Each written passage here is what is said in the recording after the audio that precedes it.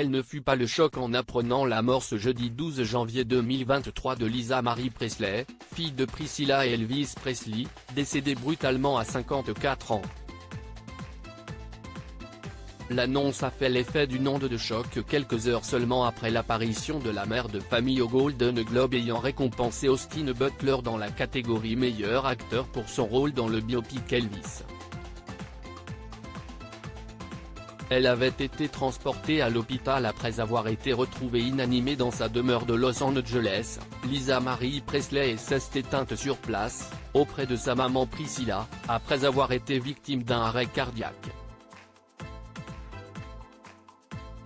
2 jours avant ce malaise cardiaque, Lisa Marie Presley était apparue confuse et déboussolée. Elle avait été vue demander à son manager de l'aider, car elle peinait à rester debout. Les internautes avaient été nombreux à remarquer l'état de santé fragile de la fille du King. Ce vendredi 13 janvier, The Sun fait de nouvelles révélations concernant les causes de la mort de la mère de Riley Keough, et des jumelles, Finlay et Harper, qu'elle avait eues en 2008 avec son ex-mari Michael Lockwood. Celle qui avait dû faire ses adieux à son fils Benjamin Keough, qui s'était donné la mort, par balle, le 12 juillet 2020 à l'âge de 27 ans, aurait ingéré des médicaments prescrits par un médecin, selon le tabloïd. D'après l'informateur, elle se faisait régulièrement prescrire plusieurs médicaments contre la douleur tels que la quetiapine, elle qui a fait plusieurs séjours en cure de désintoxication pour soigner ses addictions à l'alcool et la drogue.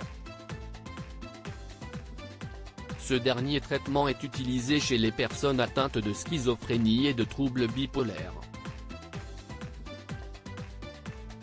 Un surdosage fatal ?